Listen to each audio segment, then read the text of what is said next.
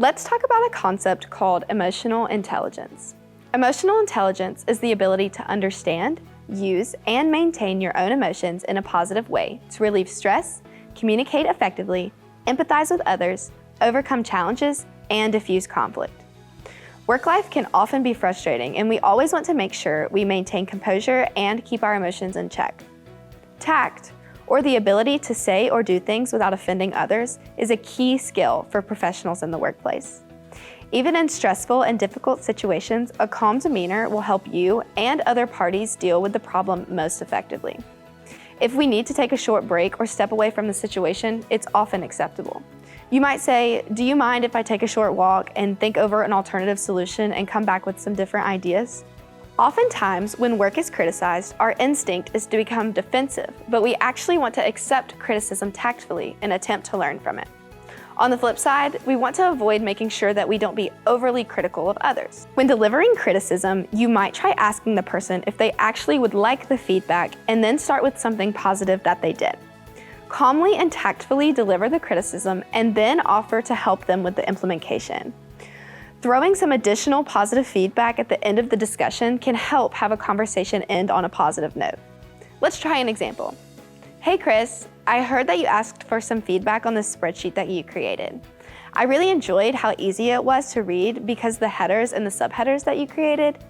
I did, however, notice a couple of errors within your formulas that were based on small mistakes. I'd be careful to keep an eye out for those and double check your work. Sally is great with finding those errors, and I'm going to send your work over to her this afternoon so she can run through those mindsets when she checks those. I think once we get those bugs worked out on this spreadsheet, it will really improve the efficiency in the office. Thank you so much for creating it."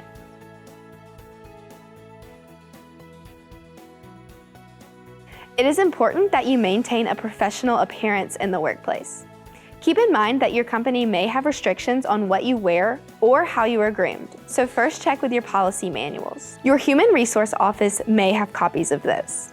You may also be required to wear safety gear depending on what kind of position you hold. Always adhere to these rules as they are in the workplace for your safety, and your workplace may be very strict on them. Make sure you are maintaining appropriate personal hygiene and avoid wearing perfume or cologne in the workplace, as this can trigger allergies in others. Good hygiene can extend to making sure that you have clean fingernails, hair, and clothes. If you are sick, it is important to stay home and appropriately distance yourself. It is also a good idea to dress in business professional capacity unless your supervisor notifies you otherwise. Business professional attire generally consists of dress pants or skirts, a button-down shirt or blouse, and a blazer with closed-toed shoes and minimum accessories. When in doubt, pay attention to the clothes of your colleagues and ask questions to your supervisor. We recognize that no organization or agency will be perfect, but it is always important to speak positively about your organization and about your work. Your attitude within the workplace can be vital in your success.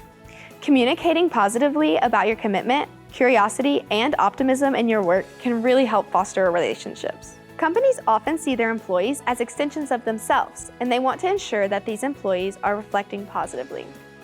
This can include not only how you speak about the company and the work, but also how you choose to spend your free time and what you post on your social media accounts.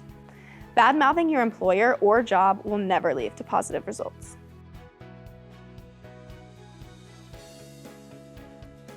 Demonstrating good judgment in the workplace includes prioritizing meeting deadlines and carefully planning. We want to make decisions in which we consider the future so we can avoid high levels of stress.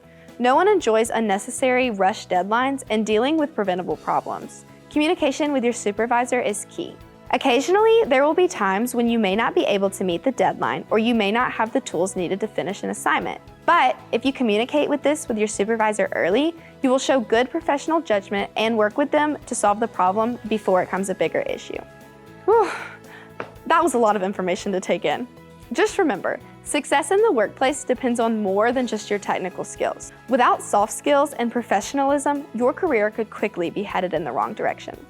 Your professional skills, just like your technical skills, will continue to develop as you grow in your career, but it is essential that you take the time to practice and build them to succeed in the office environment. Be someone that you'd want to work with, stay open to learning about your coworkers' differences, and treat others with respect. Charge on!